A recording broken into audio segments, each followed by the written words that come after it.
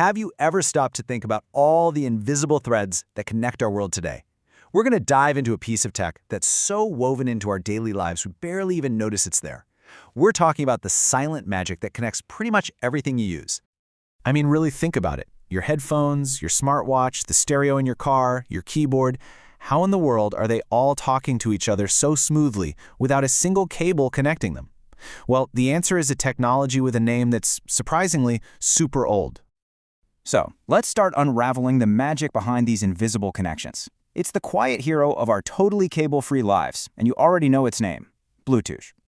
And it's so much more than just streaming music to your headphones, right? It's that vital link between your phone and your fitness tracker. It's the reason your car instantly knows your contact list. It's the magic that lets your wireless mouse just work.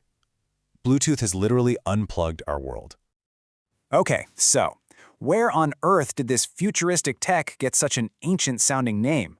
This is seriously my favorite part of the whole story.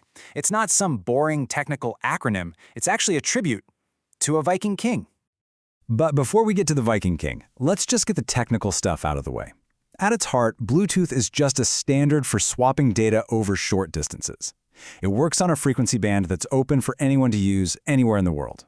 And what it does is create something called a Personal Area Network, or PAN, which is basically a tiny, private network that exists just around you, usually up to about 10 meters. And this is where the name makes perfect sense. It comes from King Harald Bluetooth Gormson. See, just like he united all the scattered tribes of Denmark into one kingdom, the creators of this tech hoped it would unite the scattered world of different device communication protocols into one standard. How cool is that? So how does it actually create that little personal network for you? Well, it's not magic, but it is incredibly clever, and it all starts with a simple idea called a PicoNet. It all boils down to this relationship between a master device and what are called slave devices. So think of your smartphone, the master device, as the team captain. It's the one that starts the connection and manages up to 7 other devices. Those are the players on the team. Like your headphones, your watch, you name it. The captain calls all the plays, and everyone listens. Okay, but what happens when you're in a crowded coffee shop or an airport with tons of other signals flying around? How does it avoid getting all jumbled up? Well, Bluetooth uses this amazing trick called frequency hopping. It literally jumps between 79 different channels thousands of times every second. It's just like frantically spinning the dial on an old radio to dodge the static and find a clear station. Now, of course, the Bluetooth we have today is a whole different beast from the original version from back in 1994. It has been on this constant journey of getting better, faster, and way stronger. And you can see the key moments right here. Back in the 2000s, what we now call Bluetooth Classic was all about pushing lots of data for things like music. But the real game changer was in 2010 with Bluetooth 4.0, which introduced low energy. Then Bluetooth 5 came along and massively boosted the range and speed, and today we're looking at LE Audio, which is set to completely revolutionize sound quality. Understanding the difference between Classic and BLE is really the key to all of this. Bluetooth Classic is that power-hungry version you need for streaming high-quality music to your headphones. But Bluetooth Low Energy, or BLE, is the super efficient one. It's designed for devices like your fitness tracker that only need to send tiny little bits of data every now and then and can last for months on a single tiny battery. So let's bring this all back to you. How does all this tech really shape your world every single day? You know, the impact is probably way bigger than you think.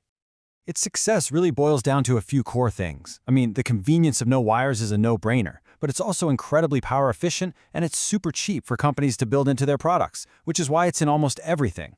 Throw in the fact that it pairs up automatically, and you've got a technology that's just impossible to ignore. And you can see just how widespread it is. We all know about audio, wearables, and our cars, but it's also the backbone of the smart home, running everything from your door locks to your light bulbs. It's even critical in healthcare for things like portable glucose monitors. It is absolutely everywhere. So, what's coming next? What's on the horizon? Well, the next really big thing is called LE Audio, and it has a feature called Auracast. Now imagine this. You're at the airport or the gym, and you can just tune your personal headphones directly into any of the silent TVs. Or a tour guide could broadcast their voice directly to an entire group of people at once. That's the future of shared audio that this is going to unlock. For more than 2 decades now, Bluetooth has just been relentlessly cutting the cords that tie us down, totally changing how our devices and how we interact with the world. So as everything gets even smarter and more connected, you have to wonder, what's the next thing Bluetooth is going to set free?